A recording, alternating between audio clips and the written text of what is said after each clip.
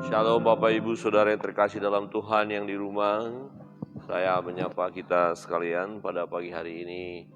Kita bersyukur oleh kemurahan Tuhan, oleh kasih Tuhan. Tuhan izinkan kita menikmati hari yang indah pada saat ini. Ini semua karena kemurahan Tuhan, karena kasih Tuhan. Kita boleh ada sebagaimana adanya, bukan karena kuat gagah perkasa kita, tetapi karena kemurahan Tuhan. Bapak, Ibu, dan Saudara yang terkasih dalam Tuhan, pembacaan firman Tuhan dalam Amsal pasal yang ke-11. Pada pagi hari ini banyak sekali berkat yang bisa kita dapatkan dalam pasal 11 ini ya. Banyak sekali nasihat buat kita. Dan saya hanya mau mengajak kita bagaimana kita dalam mengelola harta atau keuangan, bagaimana kita memiliki pandangan kepada harta ini yang penting sekali supaya kita tidak terfokus ya memikirkan harta melulu. Ya bukan berarti kita nggak perlu harta, tapi jangan sampai kita terjebak ya diperbudak oleh harta. Ya, padahal ada kelemahan, ada keterbatasan daripada harta kita, dari kekayaan kita. Di dalam Amsal pasal 11 ayat 4 berkata begini, pada hari kemurkaan harta tidak berguna, tetapi kebenaran melepaskan orang dari maut. Ya, pada hari kemurkaan harta tidak berguna. Apa yang bisa dibuat oleh harta kita, oleh kekayaan kita? Ketika kemurkaan tiba, ada orang yang kaya raya, luar biasa.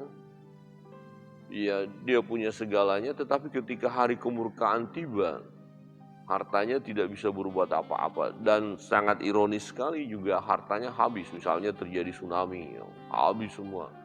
Atau terjadi kebakaran, habis semua. Ataupun masa pandemik ini, ya ada banyak mengalami kebangkrutan ya, harta habis, dijual semuanya. Apa yang bisa dibuat oleh harta ketika hari kemurkaan tiba? Tetapi kebenaran melepaskan orang dari maut. Jadi ada kontras ya antara harta yang tidak dapat berbuat apa-apa dibandingkan dengan kebenaran. Ya. Nah, kira-kira bisa nggak kita sinkronkan antara harta dan kebenaran ya? Ya, saya pikir bisa jika kekayaan kita, harta kita lakukan dalam hal kebenaran dan kita tidak tergantung mutlak kepada harta kita. Dan harta itu hanya bonus. Ya, jadi kita boleh dong berdoa, bekerja, melakukan segala sesuatu supaya kita akhirnya memiliki harta. Tetapi jangan gantungkan hidup kita, hidup saudara kepada harta itu.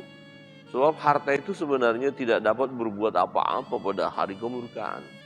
Ya, tetapi di bagian lain sebelum hari kemurkaan dia sangat bermanfaat juga ya. Misalnya kita sakit, kita butuh ke dokter, kita butuh obat, ya butuh harta, butuh uang toh. Nah, itu bisa menolong kita. Ya, kita mau membeli kendaraan, ya kita butuh uang juga untuk membelinya. Ya, kita mau memiliki tanah, memiliki rumah, ya perlu uang. Jadi kita membutuhkan juga untuk kehidupan kita. Tetapi jangan kita gantungkan hidup kita kepada harta itu. Sebab harta pada akhirnya juga tidak bisa berbuat apa-apa. Dikatakan hari kemurkaan. Nah, ada orang yang sangat kaya raya, nah kemudian dia sakit dan divonis oleh dokter bahwa umurnya tinggal beberapa hari lagi. Dan dia minta tolong kepada dokter supaya dokter itu menyembuhkannya dengan membawa uangnya 1 koper penuh. Tapi dokter berkata, kami tidak bisa buat apa-apa. Pokoknya dibayar berapa saja. Dokter bilang, kami tidak bisa buat apa-apa. Langkah kami hanya, ya ini yang bisa kami buat. Tetapi penyakit Bapak, ini luar biasa. Dan ya menurut keterangan medis, ya, hanya beberapa hari lagi. Dan karena hartanya tadi tidak bisa menolong orang ini kecewa dan menghamburkan uangnya ya di rumah sakit itu, di lantai dia buang, dan dia sangat kecewa karena memang harta tidak bisa melakukan sesuatu pada saat-saat tertentu, seperti dikatakan firman Tuhan, pada hari kemurkaan harta tidak berguna. Bukan berarti kita nggak perlu punya harta ya. Oh kalau gitu Pak Pendeta kita nggak usah punya harta, miskin saja. Oh jangan. Tuhan datang bukan membuat kita miskin, tetapi kita diberi kekayaan juga. Hanya bagaimana kita mengelola harta kita, ini yang penting. Supaya kita tidak terjebak kepada hati yang terikat kepada harta, dan akhirnya kita akan kecewa. Nah, di dalam ayat 24 ini yang menarik, perlu kita teladani. Nah, nasihat ini bagus untuk kita. Dikatakan begini, ayat 24, ada yang menyebar harta tetapi bertambah kaya.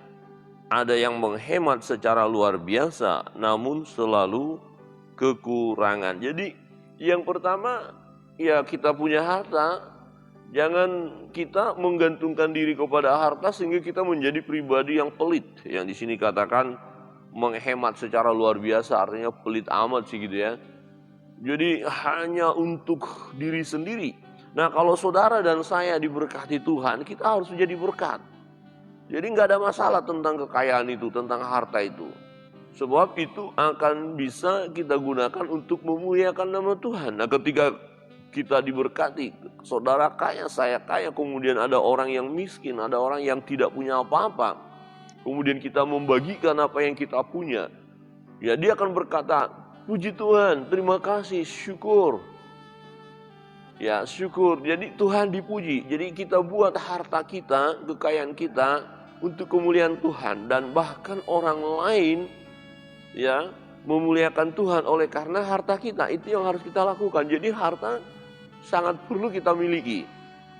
Nah, jadi ada yang menyebarkan harta tetapi bertambah kaya. Jadi orang ini yang perlu kita teladani, yang menyebarkan harta, dia punya kekayaan dan dia tidak simpan untuk dirinya. Ketika ada orang yang perlu dia bantu, dia bantu. Ketika ada orang yang memerlukan, dia berikan. Jadi dia bersedekah. Dia bersedekah, dia berikan kepada banyak orang. Nah, ternyata ketika dia lakukan itu, apa yang terjadi? Hartanya justru semakin bertambah. Jadi berkat-berkat Allah semakin mengalir di dalam dirinya. Nah, ada yang menggambarkan begini. Kalau ada irigasi. Nah, kalau dalam irigasi itu ada yang menghalangi, ada yang menghambat, dan tidak terbuka belebar begitu, ada entah kayu, entah apa menghambat, maka arus dari atas terhambat untuk mengalir ke bawah. Jadi kalau kita hambat itu arus itu, dari sana pun akan mengalir sedikit. Tapi kalau kita buka, kita loloskan semuanya air itu, maka dari atas makin deras. Jadi seperti itu. Jadi kalau misalnya kita udah diberkati nih, nah kemudian berkat ini jangan kita hambat sampai di dalam diri kita, tapi kita coba mulai bagikan. Nah ternyata berkat dari atas semakin mengalir. Jadi lancar dia. Atau digambarkan seperti paralon yang tidak ada hambatan itu, maka air dari atas itu cepat.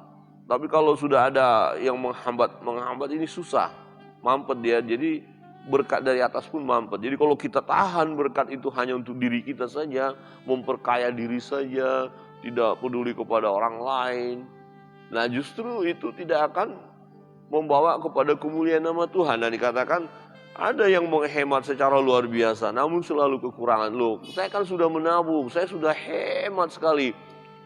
Wah, hitung-hitungannya luar biasa, ekonominya luar biasa ini. Dapat gaji sekian, baru tabung, gunakan untuk ini, tapi untuk sedekah, untuk bantu orang lain gak ada. Untuk bantu pelayanan tidak ada, untuk pekerjaan Tuhan tidak ada. Pokoknya untuk aku saja. Untuk aku ada orang minta sumbangan untuk pembangunan bait Allah, wah enggak, jangan. Untuk kita saja. Akhirnya firman Tuhan ini berkata, orang itu tetap kekurangan, selalu kurang. Kalau ada orang minta bantuan, aduh minta maaf, saya itu masih kurang.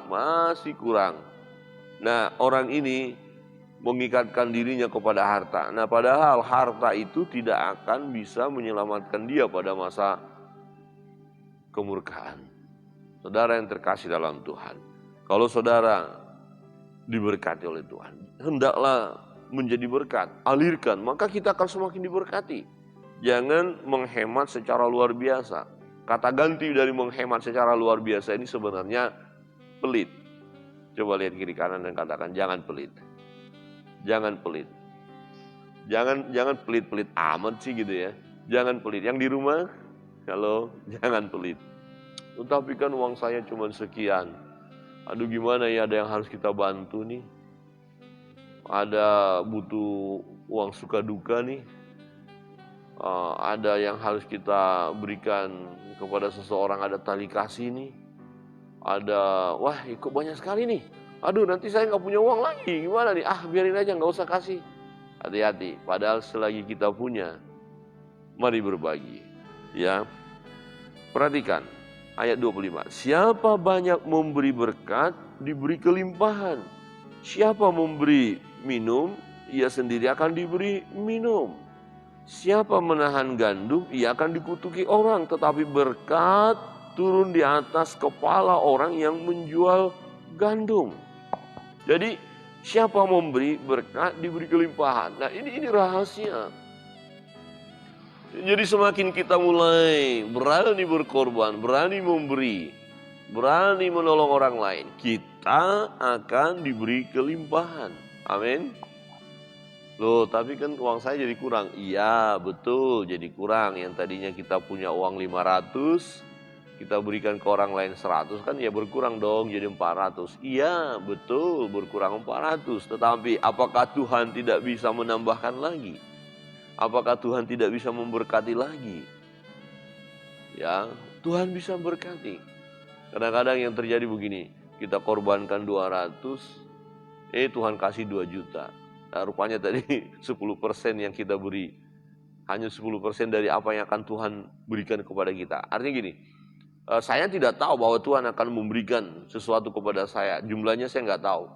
Tapi hari ini ketika saya bersedekah kepada orang lain, saya berikan 200.000, saya bantu dia. Tuhan gantikan, dia berikan 2 juta. Nah, dia berikan 2 juta. Haleluya. Haleluya, amin. Amin. Nah kalau kita tahu begini, mampu nggak kita? Saya punya uang 500. Saya kasih dia 400. Saya sedekahkan. Ya, apakah Tuhan kasih 4 juta? Ya, belum tentu ya. Nanti nggak dikasih, terus uang nggak ada lagi sama saya. Nah di sini kadang-kadang kita bimbang. Tapi firman Tuhan katakan apa? Siapa banyak memberi berkat, diberi kelimpahan. Ini kebenaran. Ya, berkat tidak hitung-hitungan harus seperti itu. Bahkan melebihi kadang-kadang. Tapi juga berkat tidak harus selalu uang diganti uang. Kita berikan dana kita kepada orang lain, yang Tuhan berikan kepada kita apa? Kekuatan, kesehatan. Ya, Tuhan berikan kebahagiaan kepada kita. Nah memang ketika kita bersedekah, itu ada rasa bahagia tersendiri loh. Kita senang jadi saluran berkat. Nah, apakah kita bisa membeli harga sebuah kebahagiaan ini? Nggak bisa. Saudara bisa bahagia, nggak bisa diganti dengan uang itu. Jadi, maka dikatakan berbahagia ya, lebih berbahagia orang yang memberkati. Ya, sangat berbahagia. Saudara yang terkasih di dalam Tuhan, siapa memberi minum, ia sendiri akan diberi minum. Jadi apa yang kita tabur, itu yang akan kita tuai. Ya, kita salurkan berkat-berkat yang Tuhan berikan kepada kita. Maka berkat-berkat Tuhan pun akan terus mengalir dalam hidup kita. Jangan menjadi orang yang pelit tadi, menghemat luar biasa, tapi tetap kekurangan. Ya, kalimatnya selalu aduh kurang. Berbeda dengan orang yang suka berbagi. Ya, dia selalu berjuang untuk berbagi dan berkatakan Tuhan akan memberkati, Tuhan akan memberkati, Tuhan akan memberi. Ya, tapi orang yang menghemat luar biasa alias orang pelit, aduh saya masih kurang kok, masih kurang. Jadi tidak mau memberi. Siapa menahan gandum, ia dikutuki orang. Artinya gini, saya punya gandum, ini masa sulit, masa paceklik, orang mau beli, saya nggak mau. Daripada saya nggak dapat, saya nggak makan, saya tahan saja gitu loh. Jadi menahan gandum, menahan berkat, menahan untuk diri kita saja, dan mengabaikan orang lain. Nah, maka ia akan kena kutuk. Jadi kalau kita hanya untuk diri kita saja, yang penting kita makan, keluarga kita makan, ya rumah tangga kita makan, sementara yang lain mau binasa kek, mau apa kek, kita nggak peduli. Nah, kita akan kena kutuk. Ya, jadi jangan menahan, jangan membiarkan orang mati kelaparan sementara kita berkelimpahan luar biasa. Tak sedikit pun kita bagikan milik kita kepada orang lain, itu berbahaya. Dan firman Tuhan katakan, ya orang ini akan dikutuk ya. Tetapi berkat Tuhan, ya tetapi berkat turun ke atas kepala orang yang menjual gandum. Jadi tidak menahan untuk dirinya saja, tapi oke, orang lain mau beli, ya maka dia jual, oke, silakan ini, kalian beli supaya kalian bisa makan, kalian beli. Nah orang ini ya akan diberkati Tuhan, berkat Tuhan turun ya atas setiap orang yang mau menjual gandumnya. Yang memiliki pengertian adalah yang tidak mementingkan diri sendiri, tetap peduli kepada orang lain, memberikan kepada orang lain, maka ya orang ini akan diberkati. Kalau ini yang kita lakukan, berarti kita akan diberkati Tuhan. Amin. Saudara siap berbagi, amin. Nah, saudara akan diberkati Tuhan ya. Siapa mengejar kebaikan, berusaha untuk dikenan orang, tetapi siapa mengejar kejahatan akan ditimpa kejahatan. Siapa, dia 28, siapa mempercayakan diri kepada kekayaannya akan jatuh, tetapi orang benar akan tumbuh seperti daun muda. Siapa mempercayakan diri kepada kekayaannya akan jatuh. Ini diingatkan kembali. Harta kita miliki boleh, menjadi orang kaya nggak ada masalah, puji Tuhan. Dan doa kita, kerinduan kita menjadi orang kaya. Tetapi waspada, jangan sampai kekayaan kita, harta kita membuat kita jatuh. Apa artinya membuat jatuh? Oh, jadi sombong. Jadi berubah gaya hidupnya. Yang tadinya orangnya sederhana, baik, ramah, tidak sombong. Ketika sudah jadi orang kaya, ya ampun, sombongnya luar biasa, menganggap rendah orang lain, ya gaya hidupnya mewah, tidak peduli kepada orang lain, tidak mau berbagi. Nah, kekayaan ini telah membuat orang ini jatuh ke dalam dosa dan akhirnya akan mengalami kehancuran. Ya, jangan mempercayakan diri kepada kekayaan. Nah, kita harus tetap mempercayakan diri kita kepada Tuhan. Ketika ada berkat-berkat mengalir, oh puji Tuhan, haleluya. Ya, tapi jangan langsung berubah gaya hidup menjadi orang yang sombong. Ya kan? Nah, bukan berarti kita tidak boleh menikmati kekayaan kita, boleh. Nah, misalnya kita hari ini punya kendaraan, ya sudah tua, ya sudah lemah, kadang-kadang dia rusak. Kemudian ada berkat Tuhan, kita ganti dengan kendaraan yang baru, boleh dong? Boleh sekali, nggak apa-apa. Tetapi gaya hidup tetap biasa, jangan jadi sombong gitu.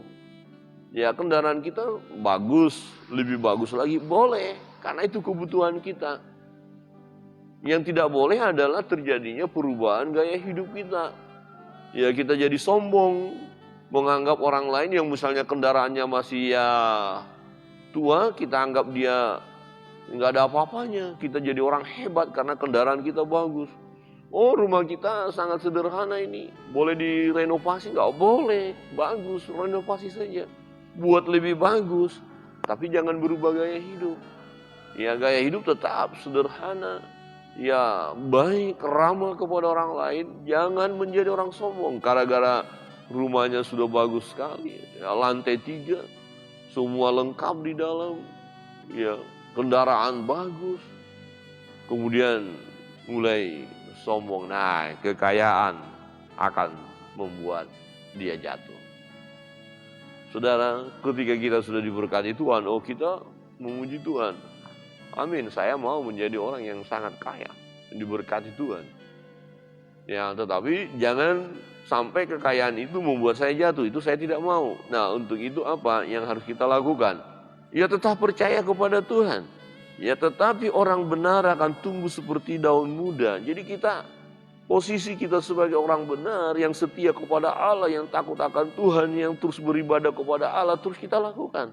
Yang giat melayani terus kita lakukan. Jangan karena sudah kaya raya kita mulai memikirkan hal dunia. Mulai kita merancangkan kita mau rekreasi kemana, jalan-jalan kemana ya.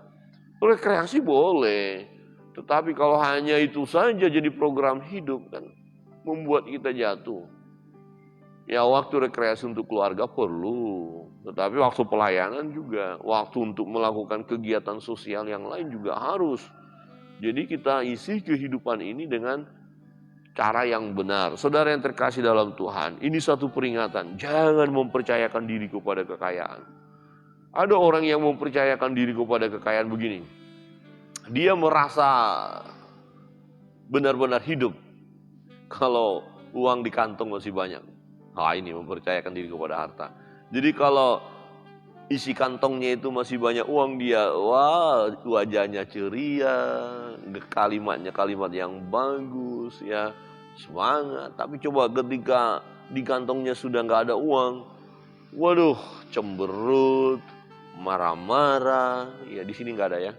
Kalau udah uangnya nggak ada mulai ngomel-ngomel. Ini apa ini mau beli nggak ada ini bla bla ya. Itu jadi sukacitanya tergantung isi dompetnya itu berbahaya. Atau kadang-kadang pernah saya bilang begini, haleluyanya tergantung isi dompetnya. Kalau isi dompetnya banyak haleluyanya, oh, haleluya panjang. Kalau isi dompetnya sudah sedikit, haleluya. Tapi kalau isi dompetnya sudah habis, nggak ada haleluyanya. Yang ada halelupa katanya, lupa semua, sudahlah, nggak usah menyembah Allah. Uang nggak ada, ya ajak doa nggak lupa, nggak ada uang. Saudara yang terkasih dalam Tuhan, ini menjadi satu peringatan kepada kita supaya kita terus hidup ya dalam kebenaran. Di ayat 30 berkata begini, hasil orang benar adalah pohon kehidupan dan siapa bijak mengambil hati orang. Kalau orang benar menerima balasan di atas bumi, lebih-lebih orang fasik dan orang berdosa. Jadi balasan orang benar itu ya tadi kita melakukan hal yang baik, yang benar, harta kita pakai untuk kemuliaan Tuhan, maka Tuhan terus akan memberkati kita. Tapi orang fasik, orang jahat, ya orang yang sangat pelit tadi, ya dapat juga balasan dari Tuhan. Ya mereka akan kekurangan, mereka akan mengalami kesusahan, mereka harus terus ya secara dalam hal harta selalu merasa kurang. Nah ini kan menderita hidupnya. Tidak ada kebahagiaan yang sesungguhnya. Nah orang yang suka berbagi, dia tetap berkata, puji Tuhan. Apapun situasi yang ada, karena dia tidak menggantungkan hidupnya kepada hartanya, kepada kekayaannya. Tapi menggantungkan hidupnya kepada Tuhan yang adalah sumber berkat itu, sumber kekayaan itu. Jadi kalau kita mau kaya, mau diberkati oleh Tuhan, mari kita datang kepada sumbernya. Gantungkan hidup kita, kepercayaan kita kepada Dia, Sang Pemberi berkat itu. Jangan kepada berkat itu. Ya, jadi ketika kita diberkati ya kita puji Tuhan, haleluya. Tetap menggantungkan diri kepada Sang Pemberi berkat. Jangan kepada berkat. Ini persoalan. Kadang-kadang kita setelah diberkati asik dengan berkat, tapi tidak asik dengan pribadi yang memberi berkat itu, tidak asik dengan Tuhan. Jadi kita harus asik terus dengan Tuhan, amin. Mari kita berdoa supaya terus diberi kekayaan. Jangan takut untuk kaya, tapi menjadi peringatan. Jangan kekayaan itu ya mengikat kita. Jangan hati kita terikat kepada kekayaan. Jangan kita mempercayakan diri kita kepada kekayaan. Sebab apa? Kekayaan atau harta itu ya tidak dapat berbuat apa-apa pada masa ya kemurkaan. Pada hari kemurkaan, harta tidak berguna, tetapi kebenaran melepaskan orang dari maut. Jadi hiduplah dalam kebenaran. berkat-berkat Tuhan, kekayaan yang Tuhan berikan tetap membuat kita hidup dalam kebenaran, dan harta itu kita kelola dengan baik, dengan cara yang benar. Ya, jangan membuat kita justru semakin jauh daripada Tuhan, akhirnya kita jatuh. Kiranya kebenaran firman Tuhan memberkati kita.